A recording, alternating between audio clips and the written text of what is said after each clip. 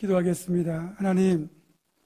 하나님께서 7년 동안 지휘자로 열심히 섬기고 헌신한 이선희 집사를 기억하시고 이 가정에 축복 주시고 그의 발걸음에 복 주시고 또 앞으로 또 자녀들을 섬길 지휘자를 하나님께서 예비하셨다가 저희들에게 보내주실 간절히 소망합니다. 하나님, 어렵고 힘든 시간 아버지 하나님만 바라보고 나아가는 우리 성도들 기억하시고 이 시간 말씀으로 축복하시고 말씀으로 은혜 주셔서 하나님 주신 축복과 은혜 속에 또 믿음의 삶을 아름답게 펼쳐나갈 수 있도록 도와주옵소서. 예수님의 이름으로 축복하며 감사하며 기도하옵나이다. 아멘. 여러분들 드라마 좋아하시죠? 저는 아직까지 드라마 별로 안 좋아합니다. 아직 여성 호르몬이 덜 나오는 것 같아요. 근데 드라마를 보면 성공 요소가 있습니다. 갈등이 있어야 되고 눈물이 있어야 되고 또 그것들을 잘 극복하는 해피엔딩이 있어야 대부분 드라마가 성공을 하죠. 근데 룻기를 읽어보면 진짜 기가 막힌 인생 드라마라는 생각이 듭니다. 4장밖에 되지 않는 짧은 분량인데 여기에 인생의 희로애락이 고스란히 들어있죠. 그리고 결국은 그 모든 아픔과 슬픔을 극복하고 해피엔딩으로 결말을 맺잖아요. 여러분, 이 분명한 건 모두가 웃는 해피엔딩을 맞이하려면 뭔가 여기에는 반드시 필요한 조건들이 있습니다. 그게 바로 나오미와 룻에게는 수치를 무릅쓴 하나님을 선택하는 결단이 반드시 있어야 되고 여기에 더하여 또 한 사람의 섬김, 그러니까 보아스라는 자기 자신을 희생하여 고엘의 역할을 감당한 한 사람의 섬김이 있었기 때문에 이런 아름다운 해피엔딩을 맞이할 수 있었던 거죠. 자, 보아스를 통해서 하나님이 어떤 방법으로 이 룻과 나오미의 인생을 회복시키는지 한번 보도록 하겠습니다. 1장에서 보신 것처럼 베들레헴에 흉년이 들었어요. 그 흉년을 계기로 이 나오미의 남편 엘리멜렉과 나오미가 두 아들 기럐과 말론을 데리고 베들레헴에 있는 땅을 다 팔아서 그 돈을 가지고 모압으로 이주를 합니다. 그리고 여기에서 새로운 성공을 꿈꾸죠. 하지만 안타깝게도 모압에서의 삶은 실패로 끝납니다. 사업도 실패했고 그리고 남편인 엘리멜렉도 죽고 결혼시켰던 두 아들마저 죽고 말았습니다. 그렇게 보면 나오미의 인생은 그렇잖아요.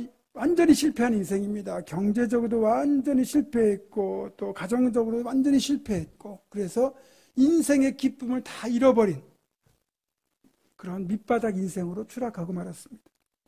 그때 이제 나오미가 깨달은 것이 하나님께 돌아가야 된다는 거죠. 그래서 베들레헴 하나님께로 돌아가기로 결단했고 여기에 하나님을 믿기로 선택한 며느리 룻이 동행을 합니다. 그리고 베들레헴으로 돌아오죠.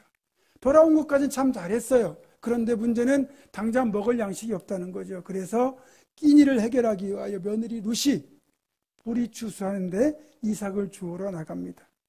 거기서 하나님의 섭리 가운데 이 가정의 회복의 역할을 감당할 고엘인 보아스와의 만남을 예비하셨는데 룻이 마침 추수하는 밭에 이르렀는데 그 밭이 보아스의 밭이었고 보아스도 그 밭 추수하는 것을 살펴보려고 마침 그 밭에 나와서 룻과 보아스의 운명적인 만남이 이루어지게 되지요. 그날 첫 만남을 통해서 보아스는 룻에 대한 애틋한 마음을 품게 되고 룻에게 온갖 친절과 배려, 헤세드를 베풀게 되지요. 그리고 그런 보아스의 배려 덕분에 아무런 어려움 없이 이삭을 넉넉하게 주운 룻은 이제 그 곡식을 가지고 저녁에 집으로 돌아옵니다. 그리고 그날 밭에서 있었던 일을 시어머니 나오미에게 소상하게 말하죠. 그리고 그 룻의 이야기를 듣던 나오미는 그 이야기 가운데 하나님께서 우리 가정의 회복을 위하여 보아스를 예비하셨구나 라는 걸 깨닫게 되죠. 그래서 며느리 룻과 보아스를 맺어주기로 결심을 합니다. 그리고 이제 룻에게 단장을 하고 그리고 보아스가 곡식을 지키기 위하여 이제 그 타작 마당에 이제 잠자리를 만들어 놓을 텐데 거기에 가서 발치 이불을 들고 보아스 곁에 누우라고 지시합니다. 룻은 시어머니의 말대로 순종을 하죠. 그래서 단장을 하고 그리고 깜깜한 밤에 성문이 닫히기 직전에 베들레헴 성문을 나가서 보아스의 보리밭 타작마당으로 가서 보아스가 누워있는 이불 발치 곁을 들고 보아스 곁에 눕습니다. 이때만 해도 깜깜한 밤중이에요. 그러니까 거의 뭐 별빛밖에 없는 정도니까 사람이 왔다 갔다 하는 걸 모릅니다. 그런데 잠이 들었던 보아스가 잠결에 인기척을 느끼잖아요. 깜짝 놀라 깨가지고 보니까 옆에 이제 여자가 있잖아요. 당신 누구요? 그러니까 그 룻이 대답을 하죠. 나는 당신의 시녀 종 루시오니 당신의 옷자락으로 나를 덮으소서. 이 말은 한마디로 하면 보아스 당신께서 우리 가정의 고엘의 역할을 감당해 주십시오. 이런 청입니다. 지혜롭고 너그러운 보아스는 그것을 당장에 파악하죠. 그래서 룻이 계면 쩍지 않도록 이제 룻에게 이렇게 이야기를 합니다. 지금 찾아온 룻의 선한 마음을 알기 때문에 룻의 의도를 자기가 알았는데 다만 자기보다 고엘의 우선권이 있는 친족이 있는데 그 친족이 고엘의 역할을 감당하면 좋겠지만 그렇지 않다면 내가 여호와 이름을 맹세하는데 내가 반드시 고엘의 역할을 감당하겠다고 약속을 합니다. 성문이 닫혔기 때문에 지금 룻을 돌려보낼 수는 없습니다. 그러니까 밤새도록 이 추위를 피하고 어디 가지 못하도록 안전하도록 자기 곁에 머물게 한 뒤에 이제 새벽녘 아직 동이트일 무렵 트기 전 성문이 열리는 그 시간에 룻을 제 집으로 돌려보내죠.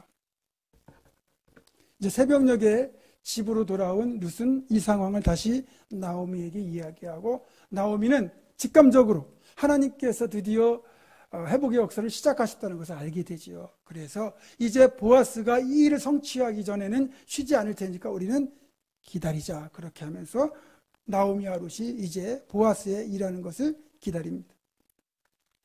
자, 이 본문에서 기업물을 자라고 번역이 되어 있는 히브리어 단어가 고엘인데 고엘은 크게 두 가지 역할이 있습니다. 하나는 뭐냐면 어떤 남자가 결혼을 했어요. 그런데 대를 이을 아들을 낳지 못하고 죽었을 경우에 가장 가까운 형제나 친족 중에서 그 죽은 사람의 아내를 취해가지고 대를 이을 아들을 낳아주는 것, 이게 고엘의 첫 번째 역할이고, 두 번째는 뭐냐면 아들도 있고요. 어쨌든 대를 잇는 건 문제가 없는데 이 남자가 뭐 사업을 실패했건 뭐 보증을 잘못 썼건 그래가지고 땅을 다 날리잖아요. 땅을 잃어버렸을 경우에 자기 돈을 들여서 잃어버린 그 땅을 사서 그 남은 가족에게 돌려주는 역할, 이것이 두 번째 고엘의 역할입니다. 이 두 가지 고엘의 역할이 상황에 따라서는 첫 번째 것만 해도 되고 두 번째 것만 해도 돼요. 그렇죠? 상황에 따라서. 그러나 어떤 경우에는 이 두 가지가 동전의 양면처럼 함께 세트로 맞물려 가지고 동시에 이루어져야 되는 경우도 있어요. 집안의 가장이 땅이나 재산에는 문제가 없는 상황에서 아들 없이 죽었다면 첫 번째 역할만 하면 되는 거고, 만약에 아들은 낳고 죽었지만 정작 땅을 잃어버렸을 경우에는 돈을 들여서 땅을 구입해서 돌려줘야 되는 거죠. 자, 그러면 이 나오미 집안에 대한 고엘의 역할을 하려면 어떻게 해야 되겠습니까? 첫 번째 역할과 두 번째 역할 동시에 다 해야 되는 거예요. 왜냐하면 이 집안에는 대를 이을 남자가 아예 없어요. 그리고 베들레헴에서 모압으로 이주할 때 땅을 다 팔았기 때문에 땅도 없어요. 지금 빈털털이 돌아왔습니다. 땅을 되찾을 능력이 안 돼요. 그렇다면 이 나오미 집안의 고엘의 역할을 감당하려면 룻을 취해서 대를 이을 아들도 낳아줘야 되고, 그리고 이 나오미가 모압으로 이주할 때 팔았던 그 땅을 자기 돈을 줘가지고 구입한 뒤에 나오미에게 돌려줘야 됩니다. 대를 이어줘야 되는 첫 번째 고엘의 역할은 쉽다면 쉽고 어렵다면 어려울 거예요. 그렇죠? 만약에 어쨌든 간에 뭐 이 룻이 자기가 볼 때 좀 굉장히 인상이 좋고 매력적이라면 뭐 고엘의 역할을 뭐 기꺼이 할 수도 있겠지만, 내가 정말 싫어하는 타입이면 그거 쉽지 않을 거예요. 그렇죠? 그렇지만 돈이 들어가는 건 아닙니다. 두 번째 고엘의 역할을 하는 건 재산상의 피해가 있을 수 있습니다. 문제는 룻의 경우 고엘의 역할을 하려면 두 가지를 다 해야 되니까 적지 않은, 그쵸? 결단이 있어야 됩니다. 여기에서 보아스의 위대함이 드러나는 거예요. 보아스는 이 두 가지를 다 할 것을 작정하거든요. 자, 나오미는 보아스가 고엘의 자격이 되는 것을 알고는 어쨌든 룻과 보아스를 맺어주려고 했는데, 보아스는 지혜로운 사람이에요. 아무리 자기 마음이 그렇다 하더라도 우선권이 있는 친족을 제치고 자기가 나설 수는 없는 거예요. 안 그러면 이건 비난거리예요. 오히려 손가락질을 당할 수 있다는 거죠. 그래서 자신보다 우선권이 있는 사람이 있는 상황에서 섣부르게 약속하거나 일을 추진하지 않아요. 그래서 이렇게 말한 겁니다. 룻에게 이렇게 말하죠. 기업물을 짜로서 나보다 더 가까운 사람이 있으니 아침에 기업물을 짜의 책임을 내가 그 사람이 이행하면 좋겠지만, 만일 그가 기업물을 짜의 책임을 이행하지 않겠다고 한다면 내가 여호와의 살아계심을 두고 맹세하노니 반드시 고엘의 역할을 내게 이행하리라. 이런 약속을 한 거예요. 그리고 이 약속대로 보아스는 날이 밝자마자 일을 진행합니다. 이스라엘은 대부분의 시골 마을들이 그 성읍으로 이루어져 있거든요. 언덕이나 이런 높은 지대에다가 집을 짓고, 그리고 그 지역을 성벽으로 둘러가지고 이제 외부로부터 침입해서 이렇게 안전하게 방비를 하고, 그 성읍을 드나드는 유일한 출구는 성문입니다. 이 성문에는 넓은 광장이 있어서 여기에 그 성읍의 원로들이나 지도자들이 모여가지고 이 성읍의 대수사를 의논하거든요.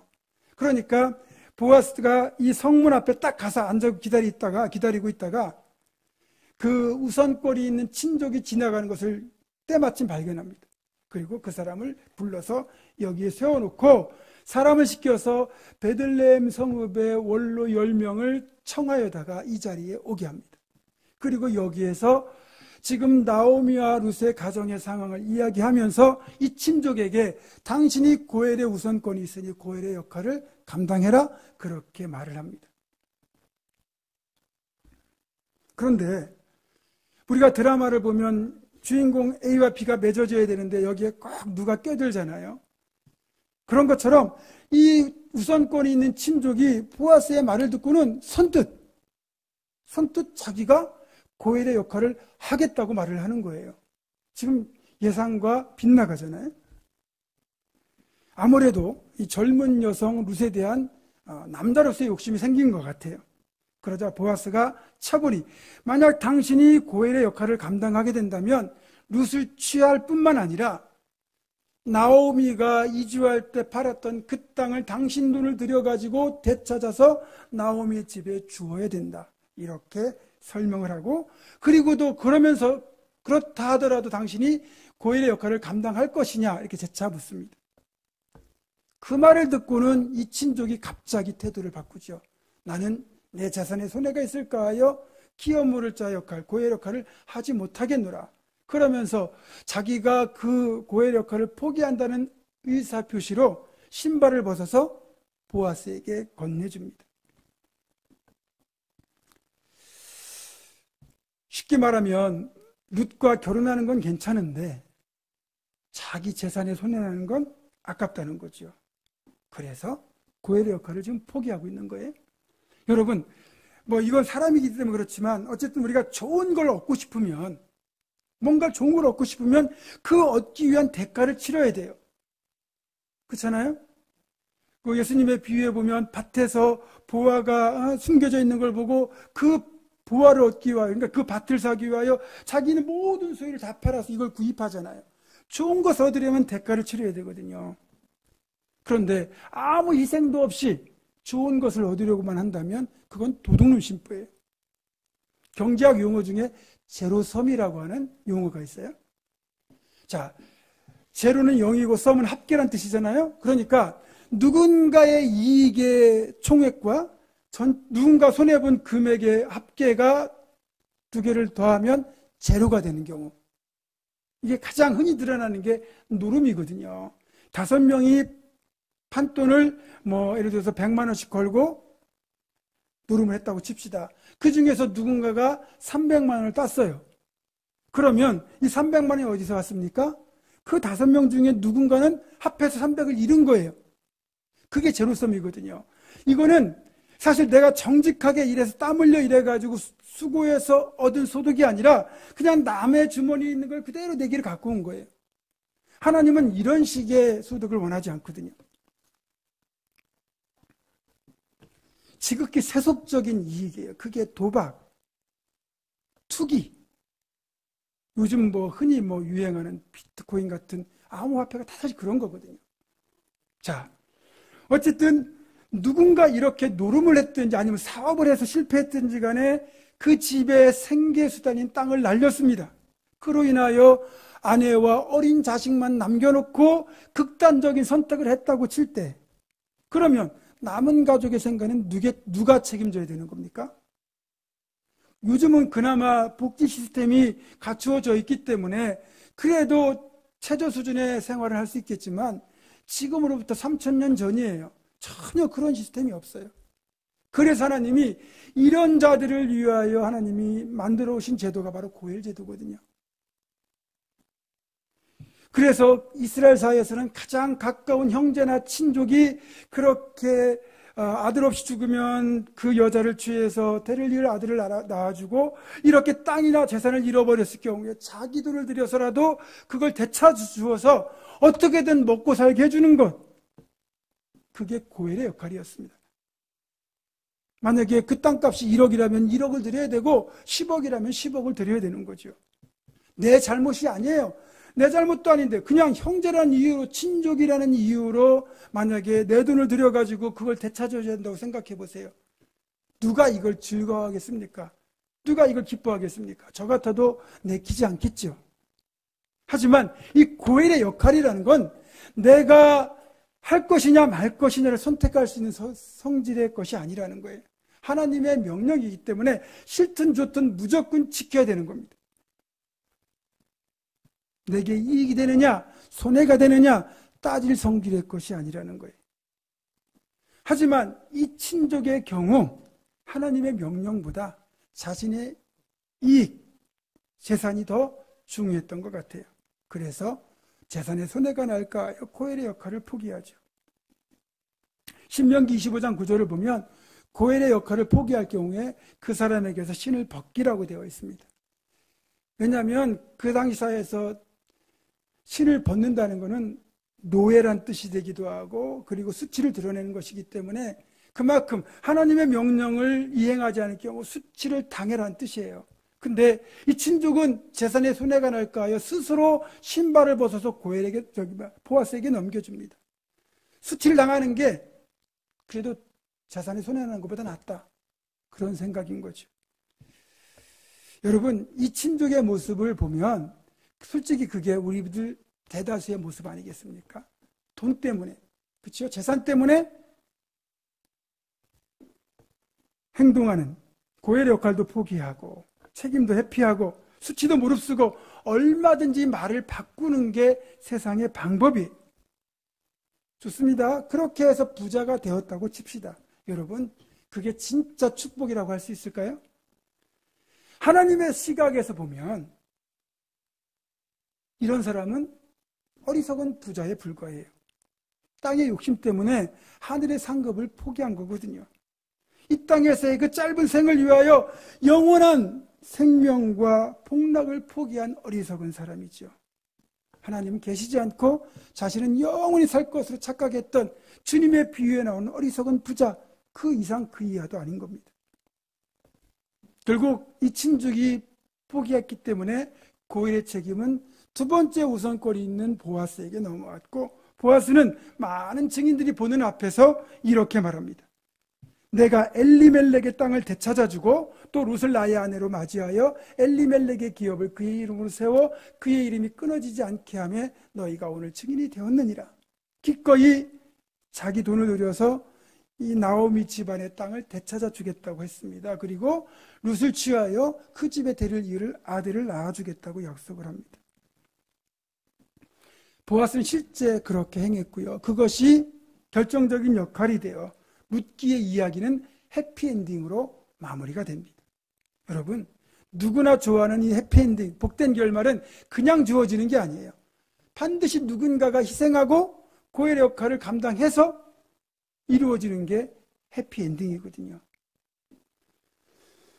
분명한 것은 내 손해와 수고를 감당하지 않고는, 감수하지 않고는 결코 남을 살릴 수 없다, 회복시킬 수 없다는 거예요. 그런데 놀라운 건 성경에서 하시는 그 성경적 진리는 뭐냐? 이렇게 자신의 손해와 수고를 무릅쓰고 만약에 기꺼이 고혈의 역할을 감당한다면 그것이 축복의 마중물이 된다는 거예요. 마중물 아시죠?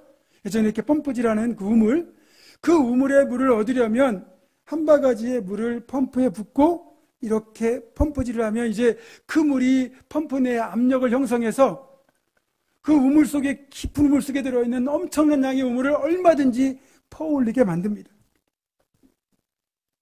만약에 이 한 바가지의 물이 아깝다고 만약에 이 마중물을 붓지 않으면 한 바가지의 물은 아낄지 몰라도 엄청난 양의 그 우물물은 얻을 수가 없는 거예요. 우리가 고엘의 역할을 할 때, 그러니까 고엘의 역할과 같은 일들, 하나님이 기뻐하시는 일을 위하여 내 것을 희생하고 나를 헌신하는 건 바로 이 축복의 펌프에 마중물을 붓는 것과 똑같아요. 한 바가지의 이 섬김과 헌신을 통하여 우리가 하나님으로부터 복을 풍성하게 받을 수 있다면 여러분, 이보다 귀한 투자, 복된 축복이 어디 있겠습니까? 요즘 뭐 부동산이 많이 올라가고 주식 투자에 돈 벌었다는 분들도 많고 암호화폐에 투자해가지고 떼돈을 기대하는 분들도 많은데 그건 다 세상 것입니다. 하나님 앞에 고엘의 역할을 감당하면 그게 진짜 성공하는 투자거든요. 여러분, 지혜롭게 분별하셔야 됩니다. 하나님이 기뻐하신 일에 기꺼이 투자하십시오. 그게 여러분을 복되게 만들 겁니다. 보세요. 이 친족과 보아스 두 사람의 이 엇갈린 선택이 어떤 결과를 가져왔습니까? 자기의 이기적인 이익을 위하여 고엘의 역할을 포기한 이 친족, 4장 1절을 보니까 이 사람은 아무개라고 되어 있어요. 말 그대로 아무개예요. 이름도 없어요. 얼마나 이것이 한심했으면 이름조차 기록하지 않았겠어요. 여러분, 사람이 이 땅에 살면서 명예로운 이름을 남길 수 있다는 건 엄청난 축복이거든요. 그런데 이 친족은 그 알량한 돈 때문에 명예로운 이름을 얻을 수 있는 그 천금 같은 축복의 기회를 날려버린 겁니다. 한 바가지의 물이 아깝다고 엄청난 축복의 우물물을 포기한 거예요. 만약에 이 친족이요, 그런 손해를 무릅쓰고서라도 고엘의 역할을 감당했으면 어떻게 되었을까요? 아마도 가정이긴 하지만 보아스 대신에 이 사람의 이름이 성경에 기록되었고 이 사람이 다윗의 조상 예수 그리스도의 족보에 바늘에 오른 축복을 받았을 거예요. 하지만 그는 고엘의 역할을 포기했기 때문에 결국 그는 이름도 없이 아무개라고 불리고 있고 무책임한 사람의 표본으로, 대명사로 성경에 기록되어 있습니다. 반면에 기꺼이 고엘의 역할을 감당한 보아스는 어떤 복을 받았습니까? 첫 번째로 예수 그리스도의 모형이 되는 축복을 받았어요. 여러분, 예수 그리스도는 진정한 고엘이시거든요. 우리가 죽어야 되는데 죽을 우리를 주님이 자신을 희생하셔서 창조주의 자리 포기하시고 그리고 주님의 자리를 포기하시고 자신을 십자가에 내어주시기까지 희생하시면서 우리를 살리셨잖아요. 그게 진정한 고엘이거든요. 근데 그런 고엘의 역할이 어떤 것인가를 구약에서 보아스는 직접 자신이 고엘의 역할을 감당함으로써 보여준 겁니다. 그러니까 주님의 모형이 되는 축복을 받은 거예요. 다음으로 보아스는 왕가의 시조가 되고 예수 그리스도의 바늘에 오른 축복을 받았어요. 자, 보아스와 룻 사이에 태어난 아들이 오벳입니다. 오벳이 낳은 아들이 이삭이고요. 이삭이 낳은 아들이 다윗입니다. 그러니까 보아스와 룻은 다윗의 증조부, 증조모가 되는 거죠. 여러분, 왕가를 이루는 축복은 보통 축복이 아닙니다. 그리고 무엇보다 예수 그리스도의 조상이 되는 그 바늘에 오르는 축복을 받았으니 이보다 큰 축복이 없죠. 마지막으로 보아스는 가장 아름다운 이름을 얻었습니다. 자신을 희생했고요. 어려움에 처한 이들을 살렸기 때문에, 그래서 회복시켰기 때문에 이 보아스의 고엘의 역할은 가장 아름다운 섬김, 아름다운 헌신으로, 그런 이름으로 보아스는 지금도 불리고 있습니다. 3,000년의 세월이 흐른 지금까지. 그래서 보아스는 가장 아름다운 이름으로 우리에게 기억이 되고 있습니다. 말씀을 맺습니다. 사랑하는 성도 여러분, 예수 그리스도의 고혈 사역을 통하여 우리는 구원을 받았어요. 죄사함을 받았어요. 그렇다면 우리에게도 이제는 그 주님처럼 보아스를 닮은 모습으로 이 땅 가운데 고엘의 역할로 살아갈 사명이 주어진 겁니다. 지금 교회가 세상에서 선한 영향력을 잃어버리고 이렇게 위신이 추락한 데는 고엘의 역할을 포기한 이기적인 욕망만 가득한 교회와 성도들이 많기 때문입니다. 이럴 때 우리 교회는 달라야 합니다. 우리 성도들은 달라야 하죠. 하나님께서는 보아스처럼 이익과 손해를 따지지 않고 기꺼이 고엘의 책임을 감당하는 자에게 반드시 기억하셨다가 복 주시는 분이에요. 그리고 요한복음 15장 13절에서 분명히 말씀하셨어요. 사람이 친구를 위하여 자기 목숨을 버리면 이보다 더 큰 사랑이 없다. 우리가 고엘의 역할을 하는 것이 가장 큰 사랑이라고 인정해 주신 거죠. 이제 우리가 이 사랑을 세상 가운데 흘려보내야 됩니다. 내 시간의 손해를 보더라도, 내 물질의 손해를 보더라도 내게 맡겨진 이 고엘의 책임, 우리 공동체에 맡겨진 고엘의 사명을 감당하는 것이야말로 우리와 우리 교회에 주신 특별한 축복의 기회다, 이렇게 생각하시고 이 기회를 절대 놓치지 말기를 바랍니다. 고엘의 책임을 기꺼이 감당한 보아스에게 주셨던 그 놀라운 이름의 축복, 가문의 축복, 신앙의 축복, 이 축복이 이 시대의 고엘로 살아가고자 결단하는 우리 모두에게 가득 넘치기를 주님의 이름으로 축원합니다. 기도하겠습니다. 십자가에 자신을 내어주기까지 우리의 고엘이 되신 주님, 또 가장 아름다운 섬김을 통해 고엘 역할을 감당했던 보아스처럼 이 시대, 이 세상에서 우리 역시 고엘의 역할을 감당하며 또 그렇게 결단할 때 주님께서 우리를 통하여 치유의 회복의 역사를 이루시고 이름과 가문과 신앙의 축복으로 모두가 풍성한 은혜를 누리게 하여 주시옵소서. 예수님의 이름으로 기도드립니다. 아멘.